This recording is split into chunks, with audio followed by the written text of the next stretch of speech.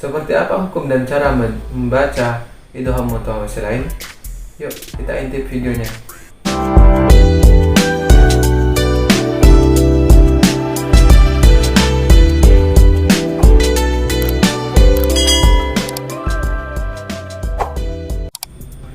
Assalamualaikum warahmatullahi wabarakatuh.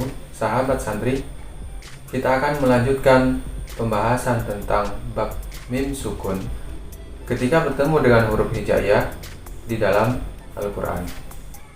Sebelumnya kita akan ulas kembali tentang bab mim sukun ini. Jadi manakala mim sukun bertemu dengan huruf hijaiyah, hukumnya terbagi menjadi 3. Yang pertama adalah ikhfa syafawi. Kemudian yang kedua adalah idhar syafawi. Dan yang ketiga adalah idgham mutamatsilain. Pada kesempatan kali ini saya akan membahas tentang idgham mutamatsilain terlebih dahulu karena terkait dengan hurufnya.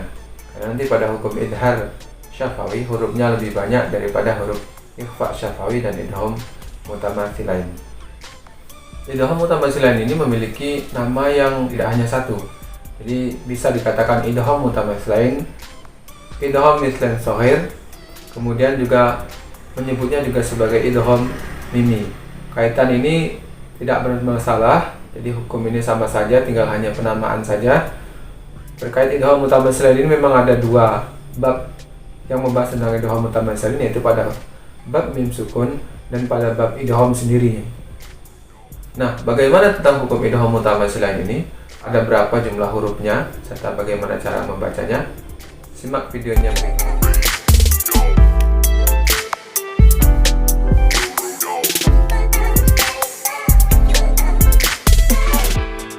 Melanjutkan materi ahkamul mim sakinati, yaitu hukum mim sakinah.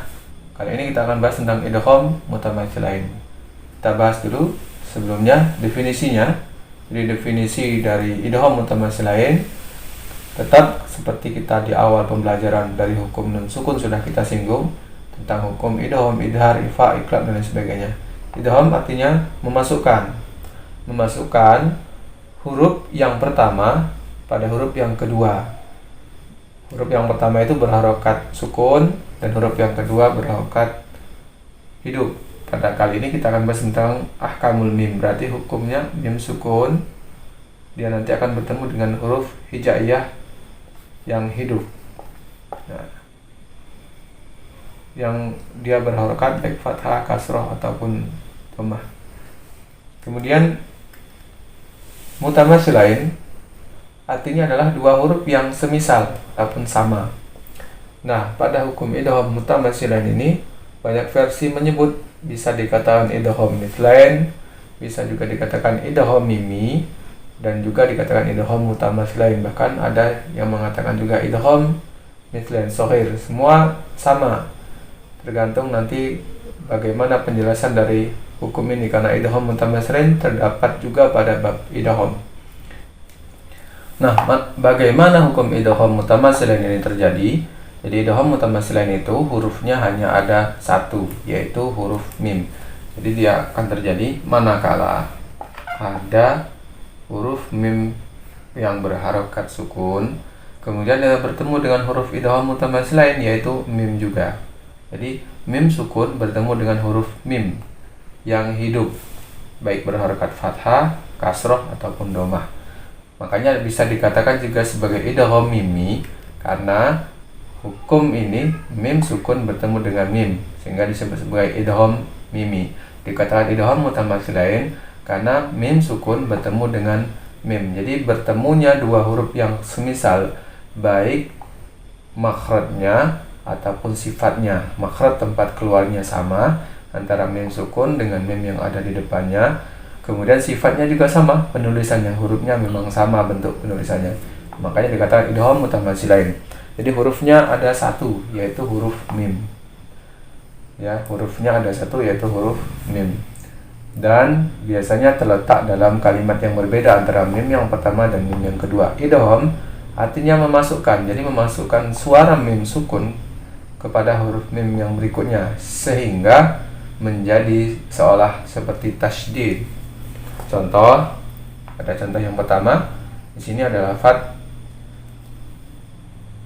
lafat ini, kemudian kita fokus pada mim sukun, ya mim sukunnya, kemudian mim yang hidup. Annahum muhtaduna. Ya, jadi di mim ini, dan seperti biasa ketika pada mim sukun dan bacaan idgham ataupun ikhfa, semua selalu dirunahkan atau didengungkan, ditahan 2 sampai 3 harokat, 2 harokat ya. Jadi manakala membacanya harus ditahan. Jadi seperti ini. Annahum muhtaduna. Nah, pada hukum mim sukun ini, jadi pada syafatain bibirnya ditutup secara sempurna. Jadi kalau pada ifa dia ada renggangan, nah pada hukum mim sukun ini ditutup secara sempurna.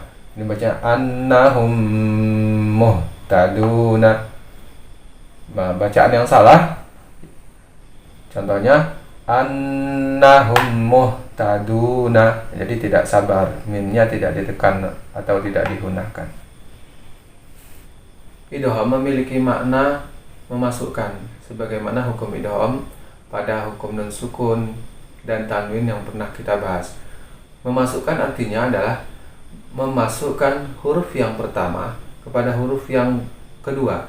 Jadi huruf kaitan ini kita membahas tentang hukum mim sukun, maka mim sukun yang pertama ini dimasukkan ke dalam hukum atau huruf yang kedua sehingga menjadi tasydid. Ada beberapa syarat yang perlu diperhatikan oleh sahabat santri dalam hal cara membaca hukum idgham mutamatsilain. Yang pertama adalah menyempurnakan tasydidnya. Jadi mim sukun yang pertama dimasukkan kepada mim yang kedua dengan menyempurnakan tasydidnya. Seperti pada contoh annahum muhtaduna, pada lafaz hum, jadi bibir kita tutup dengan sempurna seperti tasydid. Syarat yang kedua adalah dirunahkan atau didengungkan. Kemudian syarat yang ketiga adalah ditahan minimal 2 harokat. Baiklah, saya akan berikan contoh lagi cara membaca dan pemberian tempat hukumnya. Jadi ini ada pada contoh yang pertama pada lafaz yatawallahum minkum. Nah, di sini ada mim sukun, ada kalimat ini ya, ini mim sukunnya sini, kemudian bertemu dengan mim. Nah, pada lafaz yatawallahum, kemudian yang kedua adalah minkum, mim sukun bertemu mim. Hukumnya idgham mutamatsilain. Dibaca idgham memasukkan, jadi suara mim sukun ini dimasukkan kepada mim yang kedua, seolah-olah seperti tasydid, dan memang harus disempurnakan bacaan tasydidnya. Saya ulang lagi, yatawallahum minkum. Kemudian yang kedua pada contoh abawaikum minal jannati. Nah, di sini ada mim sukun bertemu dengan mim juga berharokat kasrah, mim yang kedua, mim yang pertama berharokat sukun. Saya ulangi lagi, abawaikum minal jannati. Kemudian pada contoh yang ketiga, sini ada mim sukun pada lafaz walakum, kemudian ada mim berharokat fathah pada lafaz ma kasabtum. Membacanya walakum ma kasabtum. Kemudian yang ketiga ada 3 kalimat di sini, at'amahum min ju'in. Nah, di sini ada mim sukun, kemudian bertemu dengan huruf mim yang berharokat kasrah pada lafaz min. Membacanya at'amahum min ju'in. Bagaimana dengan materi yang sudah kita pelajari? Sudah bisa dimengerti? Mudah-mudahan kita senantiasa diberikan keberkahan oleh Allah dalam belajar memahami Al-Quran dengan baik. Bagi sahabat santri yang baru masuk di channel ini, mohon dukungannya dengan cara subscribe, kemudian klik tanda loncengnya agar senantiasa mendapatkan notifikasi dan informasi terbaru dari channel saya.